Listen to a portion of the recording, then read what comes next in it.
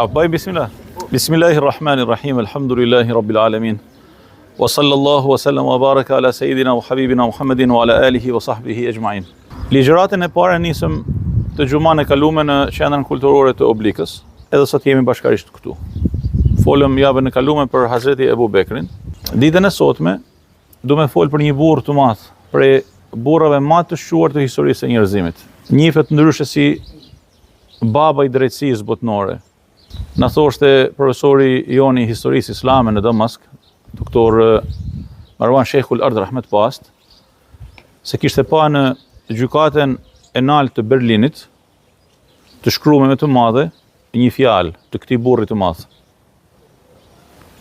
Që thotë, kush jeni ju që i sklavroni njerëzit kur nanat i kanë lind të lirë? Edhe në klapa emri i këtij burri të madh. E dini se kush është? Hazreti Omeri, Omer ibn al-Khattab. Ai burri i madh, për të cilin pejgamberi alayhi salatu wasalam sa herë e shifte, i thoshte: o i biri i Khattabit, sa herë që ti kalon në një rrugë, shejtani e devijon rrugën. Ky burri i madh, për të cilin Ebu Musa al-Esh'ari thot se pejgamberi alayhi salatu wasalam teksa po qëndronim një ditë në një vend, trokiti dera. Edhe pejgamberi më tha, qo dhe hapja derën, edhe thuj atij që po vjen, si hariq për ty xhennetin. Dhe kur e hapa derën ishte Hazreti Omeri. Ky burri i madh për cilin pejgamberi alayhi salatu wasalam ka dhënë myshdë se do të jetë prej 10 personave që e kanë merituar xhennetin për së gjalli. Ka thënë Ebu Bekrin xhennet, Omerin xhennet, Osmanin xhennet, Aliun xhennet, ka përmend kështu 10 emra prej emrave të sahabeve të tij ridwanullahi alehim.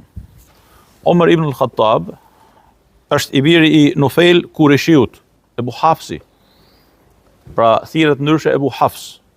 Edhe është personi i parë që ka fituar llaqepin Emirul Mu'minin, prinsi i besimtarëve. Mos i është bë kalif i muslimanëve pas Hazreti Ebu Bekrit. Dhe ka thënë pejgamberi alayhi salatu wasalam, sikur të kishte pas në një pejgamber tjetër pas mejet, do të ishte Omeri. Kaq burri i madh ka kënë, kaq besimtari i madh ka kënë, kaq njeri me tipare të veçanta ka kënë, sa që pejgamberi alayhi salatu wasalam i ka dhënë krejt këto myshdhe për zotnin e tij.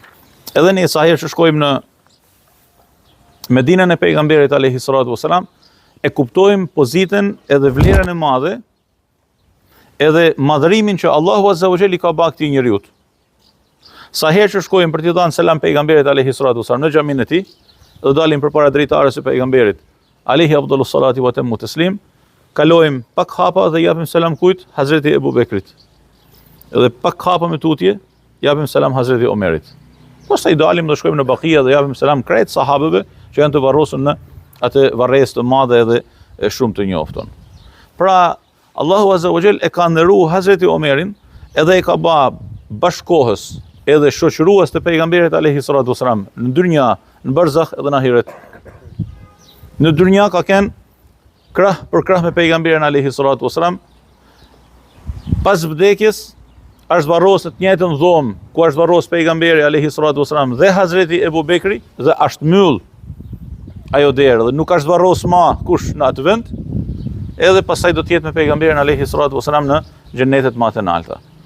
I mjafton ndër edhe lavdi emrit të Hazreti Omerit, që sa herë përmendet pejgamberi alayhi salatu wasalam thohet pejgamberi alayhi salatu wasalam dhe dy shokët e tij besnik, kush? Hazreti Ebu Bekri dhe Hazreti Omeri.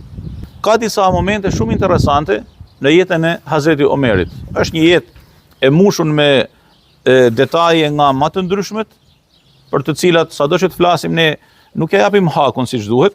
Mirë po, dëshira është që me marr disa momente edhe me i vunë dukje për të përfituar gjithsecili prej nesh, edhe me e pasi pikë referimi në jetën tonë. Hazreti Omeri ka lind në Mekë, pra në qytetin e pejgamberit alayhi salatu wasalam, 13 vjet pas ngjarjes së filit. Çfarë është ngjarja e filit, kush e din? Që përmend Allahu subhanahu wa taala në surën që ka emrin e filit. Alam tara kayfa fa'ala rabbuka bi ashabil fil. 13 vite pas asaj ngjarje ka lind Hazreti Omeri. Edhe në kohën e gjahilijetit, pra para islamit, ishte ndër trimat edhe krerët të Kureshëve. Burr guzimtar, trim njeri me qëndrime stoike, edhe i njoftur në mesin e Parisë së Mekës për burrninë edhe personalitetin e tij.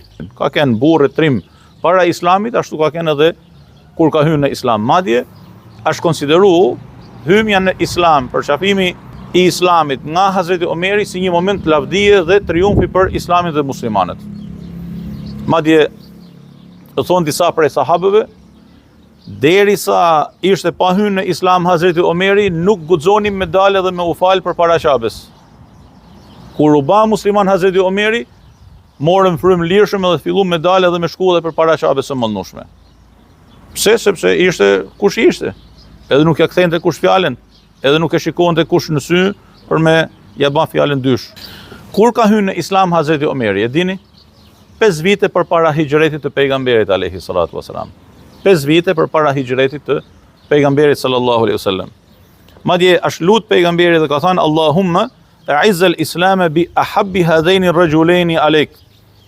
Allahumma o Zoti im, forcoje islamin me njënin për këtyne 2 burrave ma të dashur tek mania e jote, Ebu Xehli ose Omer ibn al-Khattab. Hazreti Omer është ba musliman, Ebu Xehli ka përfundu si ka përfundu. Ibn Mesudi çfarë thot? Shikoni çfarë përkufizimit. Edhe si e kanë vlerësu hymin në islam të njerëzve me vlerë, edhe njerëzve të shqumë të shoqënisë së tyre. Ka thënë, islami i Omerit ishte si një ditë çlirimi për krejt muslimanët edhe për krejt Mekkën. Dhe emigrimi i tij, hijreti i tij ishte triumf për islamin dhe muslimanët. Ndërsa periudha kur ai drejtoi shtetin islam ishte rahmet për krejt ummetin. Edhe thot, ne faleshim përpara se të vinte Omeri dhe nuk guxonim të shkonim tek Qabja e mëllnushme. E kur Omeri u ba musliman dhe i luftoi Kureshët, u fal përpara Qabes së mëllnushme, edhe ne e pasuam atë. E doli përpara, thotë, hajde kush është burr të ndalin përpara? Çfarë do të më thanë kjo? Do të më thanë kjo të dashurit e mi, që në jetë ka momente kur muslimani jo gjithmonë duhet me jetu me kryt ulun. Në jetë ka momente kur muslimani duhet me pas guximin për me e dëshmu identitetin e tij, pra me u bë Omerit, me marrë, si të thush, nasib nga personaliteti i Hazreti Omerit, edhe për çfarë? Me i bë zullum dikujt? Jo. Ne nuk i bëjmë zullum dikujt. Nuk ja shkelim të drejtën askujt. Nuk i hymë në hak askujt. Nuk grabisim dikën, nuk vjedhim dikën, nuk marrim që nuk është e jona.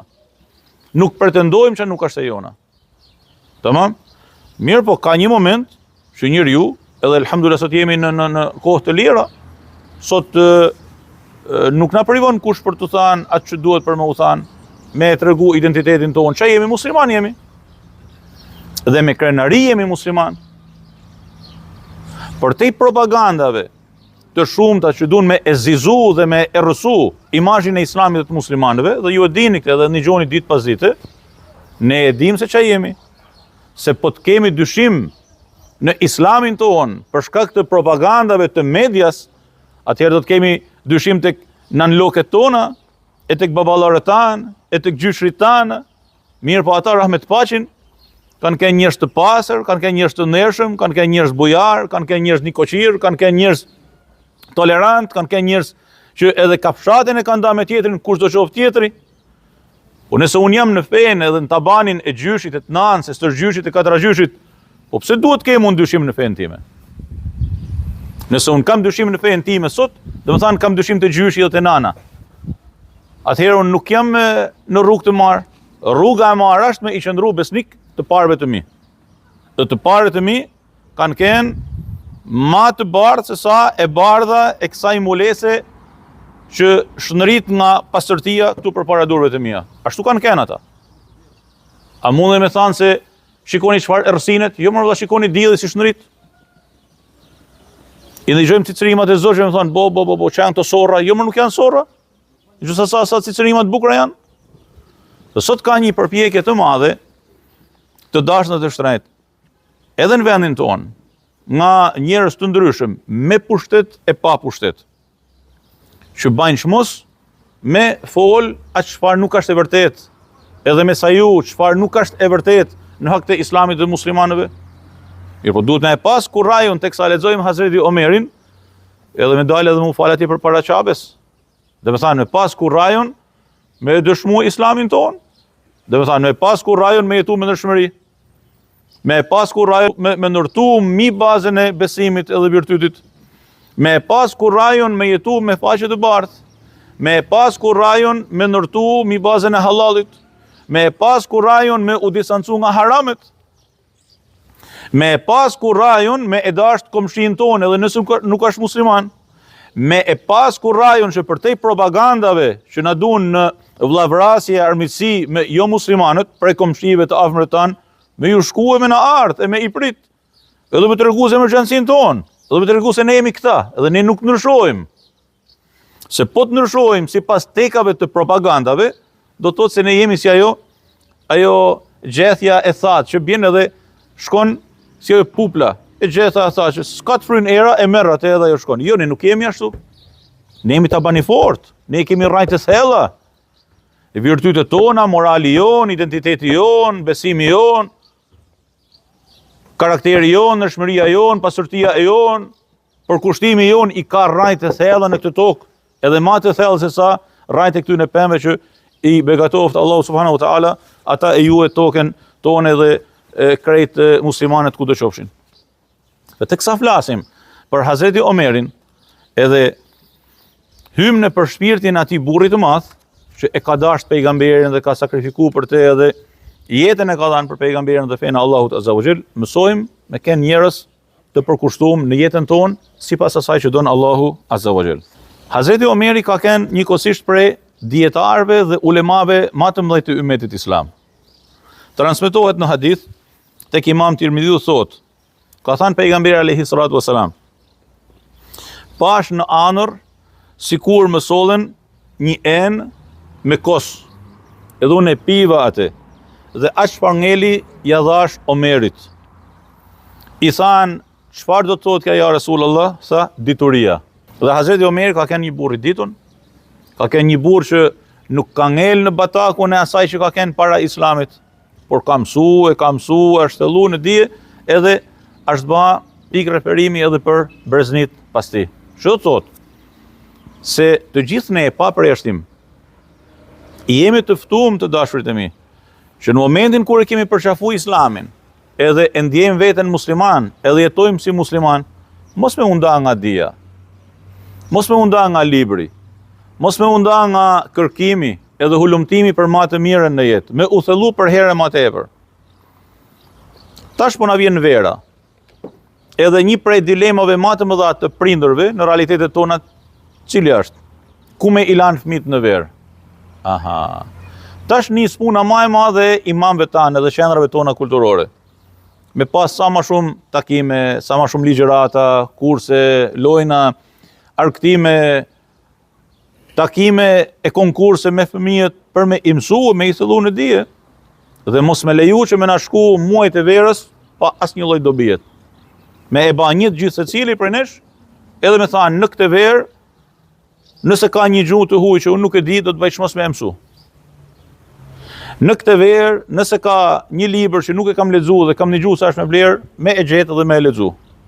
Madje me ba një listë, djali i jonë edhe vajza e jonë. Edhe me thanë gjatë kësaj vere do të lexoj kaq libra. Gjatë kësaj vere do të bëj këte dhe këte prej punëve të dobishme që na e shtojnë nivelin e ditunis, edhe na shtojnë kulturën e përgjithshme, me lexu, me u thellë në dije, jo vetëm dije fetare, po edhe dije të tjera, që me kenë muslimani në jetë, sidomos i riu dhe e reja, si ai zogu me dy krah. Me një krah a mundet me fluturu, merre shpendin ma të fortë, ma të mira dhe lidhja një krah, edhe hidhet fluturoj. A fluturon? Nuk fluturon. Ai përpëlitet të shkon e hidhet e po me fluturon? Jo. Ashtu edhe i riu dhe e reja e jonë. Duhet me kenë me dy krah. Edhe moralin e fesë, edhe kulturën e besimit, por edhe kulturën e përgjithshme, e dijet e tjera, që i shërben nesër në jetë. Sot hoxha e thanemi në hutben e xumas, Allahu e shpërbleft, që musliman do të thotë jo vetëm brenda 4 murave të xhamisë, muslimani je edhe kur nis makinën, muslimani je edhe kur ulesh në ajon, muslimani je edhe kur flen, muslimani je edhe në rrugë, muslimani je edhe kur komunikon me tjetrin. Musliman, domethënë në 24 orë të ditës ti je musliman. Mirë po, a ke një bagazh me vete? Sa më të madh që ta kemi bagazhin, aq më bukur e prezantojmë islamin ton.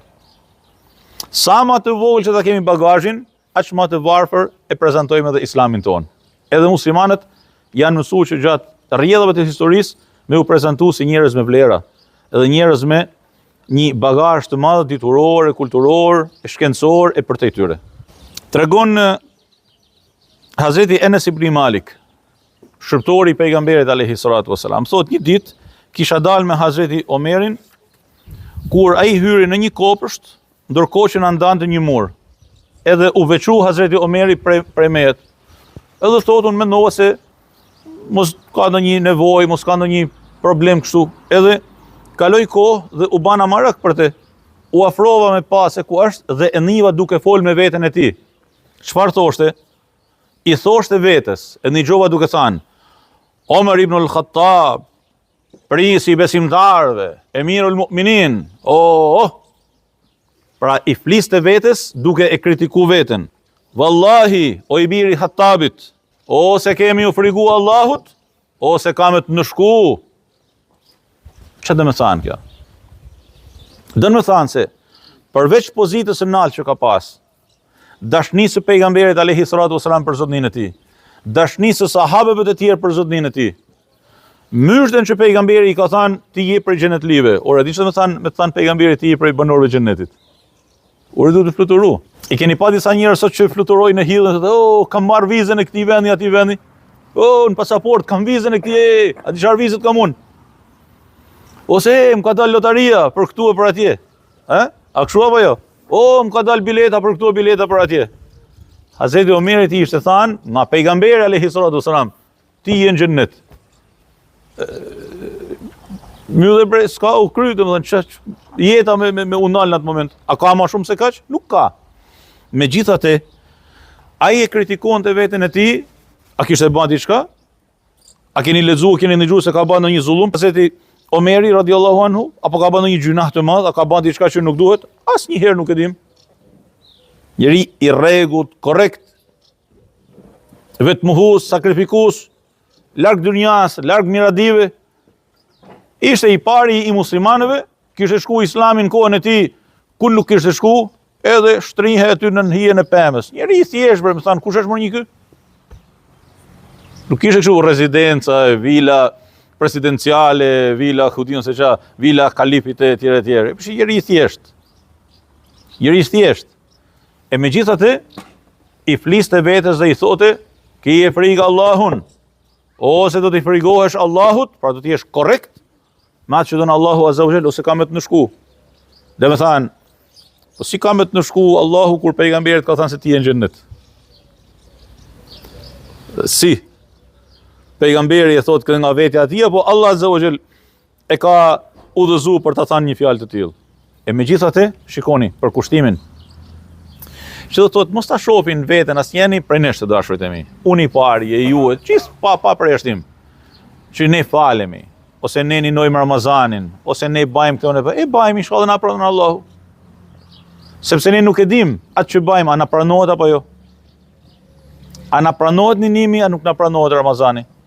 A na pranohet haxhi, a nuk na pranohet haxhi? A na pranohet namazi, a nuk na pranohet namazi? A nuk thot pejgamberi alayhi salatu wasalam se ka për atyre njerëz që e falin namazin edhe nuk ngrihet mi kokat e tyre as edhe një pllam. Çfarë do të thonë nuk i ngrihet namazi as një pllam? Nuk ja pranon domethënë. A nuk ka për një që lidhet në namaz edhe ku nuk i shkon mendja, sa që ngatron dhe sa rekate ka fal, e mund të ndodhin ndonjëherë. Po duhet që mos me e pa veten se jemi dikush, e jemi diçka. Hazreti Omeri radiallahu anhu thoshte, ma i dashtuni i njerëzve për mua është ai që më vën në dukje të metat e mia. Edhe po e mbyllim me kaq. Çfarë do të më thonë kjo? A ka njeri pa të meta? Thonë ma të më shumë në mesin tonë, nuk ka insan pa nuksan. A nuk ka njeri pa të meta?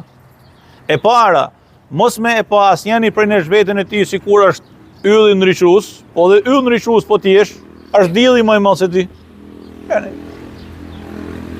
Mos me pa sikur jemi të pazëvendësueshëm, sikur unë edhe kërkush. Mos me na hi vetjan shef për asgjë, por me kënë njerëz të thjeshtë dhe me vlerësu mirësitë e Allahut Azza wa Jall në jetën tonë të përditshme.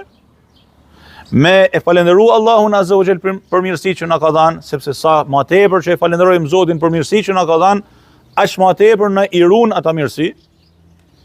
Dhe nuk ka mirësi më të madhe në jetë të dashurit e mi, se sa mirësia e udhëzimit në këtë fe të pastër të Allahut Azza wa Jall.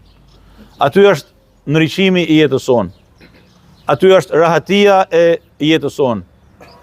Mor të kesh hallet e tanë botës, mor të kesh problemet e tanë botës, mor të kesh stresin më të madh, me kënë si sot stresi edhe këto ankset e këto janë terma të kohës. Po ti jesh i mytur në ato, ulesh, merr një palë të spi, bën pak dhikr Allahut Azza wa Jall, lexon pak Kur'an, të hapet perdja. Qetësohesh, rehatohesh, edhe e kupton se me Allahun ti je gjithçka. E pa Allahun, po të kesh gjithçka, ti nuk ke asgjë dhe nuk je askush. Po kemi nevojë që me e aktivizu për herë më tepër mekanizmin e këshillës. Nëse ju shihni se unë kam diçka të met, hajde dhe ma thoni. Nëse shihni në familje një të met, shkoni dhe thonja atij që e ka atë të met. Jo me e korit në mesin e njerëzve, jo me e përfol në mesin e njerëzve. Kapen vete dhe thuja me shumë dashamirësi. Nëse e pranoj, Allahumma lekal hamd. Nëse nuk e pranon, lutju Allahut që ta përmirësoj. Ne jemi ummet i përmirësimit edhe i kontrollimit të situatave për t'i vendosur në shinat e të drejtës së Zotit. Prandaj ta kemi frikë Allahun Azza wa Jall, edhe të afrohemi për herë më tepër me dashninë e tij, duke ecë në gjurmët e më të mëdhenjve, e patjetër që një prej këtyre burrave të mëdhenj dhe pika referimit që kemi ne në Islam është edhe Hazreti Omerin, për të cilin ju fola një pikë të vogël uji nga deti i madh i shfaqjes së tij nuranite.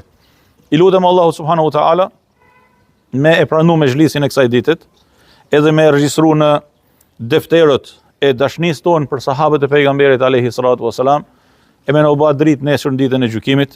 E i lutemi Allahut Azza wa Jall me e përmirësu gjendjen tonë, me i rujt familjet tona, me i rujt fëmijët tanë, me e rujt rinin tonë, me e bë tokën tonë pjellore.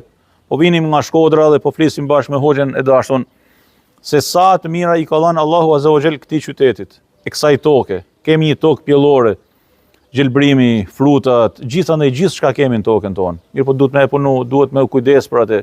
Duhet me e punu si don Zoti, jo si doin shejtanët e kohës, me e prish tokën me pesticide, me kimikate, pastaj nuk na ka bereqet fruti, nuk na ka bereqet perimi, nuk na ka bereqet kafsha, qumshti, kjo ajo.